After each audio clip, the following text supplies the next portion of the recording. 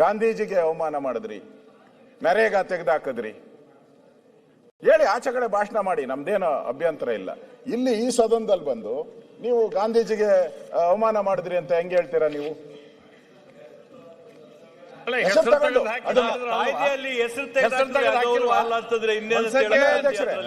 ಇವರು ಗಾಂಧೀಜಿಗೆ ಪರಮ ಭಕ್ತರು ಅಂತ ಹೇಳೋದಾದ್ರೆ, ಯೋಜನೆಯಲ್ಲಿ ಹೆಸರು ಯಾಕ್ರೆ ಕೈ ಬಿಟ್ರು? ಪರಮ ಭಕ್ತರು ಅನ್ನೋದಾದ್ರೆ ಯಾಕೆ ಕೈ ಬಿಟ್ರು ಕೇಳ್ತೀವಿ. ಗಾಂಧೀಜಿ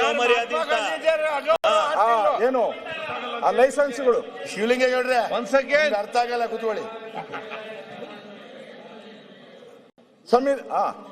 ನಮ್ಮ ವಿಶ್ವನಾಥ್ ಪದೇ ಸುರೇಶ್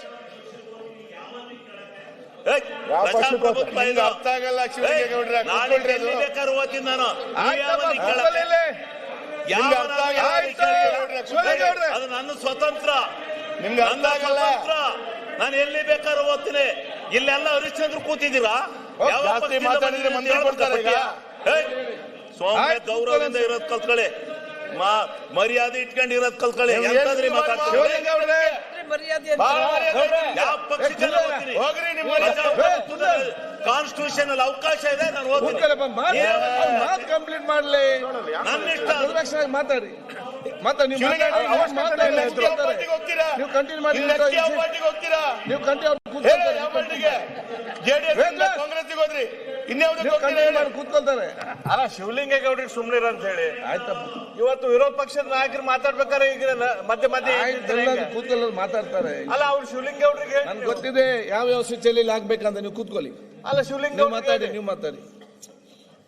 ಸನ್ಮಾನ್ಯ ಅಧ್ಯಕ್ಷರೇ, ಗಾಂಧೀಜಿ ಬಗ್ಗೆ ಮಾತಾಡಿದ್ರು. ನೆನ್ನೆ ಅವರ ರ್ಯಾಲಿ ಮಾಡಿದ್ದಾರೆ, ಮಾಡ್ಕೊಂಡ್ಲಿ, ನಮ್ದೇನು ಅಭ್ಯಂತರ ಇಲ್ಲ. ರ್ಯಾಲಿ ಮಾಡಿದ್ದಾರೆ, ಟ್ರಾಫಿಕ್ ಎಲ್ಲ ತೊಂದರೆ ಆಗಿದೆ, ಅದೆಲ್ಲ ಬಂದಿದೆ ಪತ್ರಕ್ಕೆ, ನಾನೇನು ಅಬ್ಜೆಕ್ಷನ್ ಮಾಡಲ್ಲ. ಅಲ್ಲಿ ತಮಗೂ ಗೊತ್ತಿದೆ, ತಾವನು ಕೂಡ ನಿಮ್ಮ ಸೆಕ್ರೆಟರಿ ಅವ್ರನ್ನೆಲ್ಲ ಕೇಳಿ,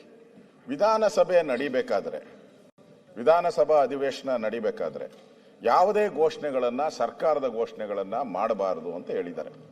ಮಾಡಬಾರ್ದು ಅಲ್ಲ ಸುರೇಶ್ ಕುಮಾರ್, ಹೊರಗಡೆ ಮಾಡಬಾರ್ದು ಅಂತ.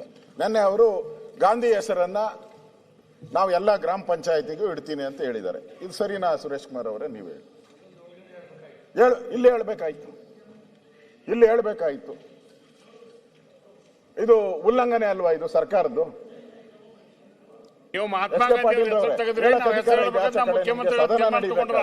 ಸರ್ಕಾರದ ಪಾಲಿಸಿಯನ್ನ ನೀವು ಹೊರಗಡೆ ನೀವು ಹೆಂಗ್ ಹೇಳ್ತೀರಾ? ನೀವು ಯಾವ ಕಾನೂನು ಅಡಿಯಲ್ಲಿ ಹೇಳ್ತೀರಾ? ನೀವೆಲ್ಲ ಕಾನೂನು ಎಲ್ಲ ಹೇಳಿದ್ರಲ್ಲ ಇಷ್ಟೊತ್ತು, ಹೆಂಗಿಟ್ರಿ ಅದನ್ನ ಹೆಸರನ್ನ ಅನೌನ್ಸ್ ಮಾಡಿದ್ರು? ಮುಖ್ಯಮಂತ್ರಿನೇ ಅನೌನ್ಸ್ ಮಾಡಿದ್ದಾರೆ. ನೀವು ಸಣ್ಣ ಆಗ್ಬೇಕಲ್ವಾ? ಅದು ಒಂದು ಉತ್ತಮ ಆಹಾರದಿಂದ ಸಣ್ಣ ಆಗ್ಬೇಕಲ್ವಾ? ಪ್ರತಿದಿನ ನಮ್ಮ ಜೀನಿ ಸ್ಲಿಮ್ ನ ಯೂಸ್ ಮಾಡಿ ಯಾವುದೇ ಸೈಡ್ ಎಫೆಕ್ಟ್ ಇಲ್ದಂಗೆ ನೀವು ಸಣ್ಣ ಆಗ್ತೀರಾ. ಯಾರಾಗ್ತಾರೆ ಎಂಎಲ್ಎ ಅಭ್ಯರ್ಥಿ 2028 ಶೀಘ್ರದಲ್ಲೇ. ಪ್ರತಿದಿನ ಒಂದೊಂದು ಕ್ಷೇತ್ರದ ಟಿಕೆಟ್ ಆಕಾಂಕ್ಷಿಗಳ ಸಂಪೂರ್ಣ ಮಾಹಿತಿ ಪೊಲಿಟಿಕಲ್ ಜರ್ನಲಿಸ್ಟ್ KM ಶಿವಕುಮಾರ್ ಅವರಿಂದ. ಕರ್ನಾಟಕದ ನಂಬರ್ 1 ಡಿಜಿಟಲ್ ಮೀಡಿಯಾ ನಿಮ್ಮ ನೆಚ್ಚಿನ ಕರ್ನಾಟಕ ಟಿವಿಯಲ್ಲಿ ಮಾತ್ರ.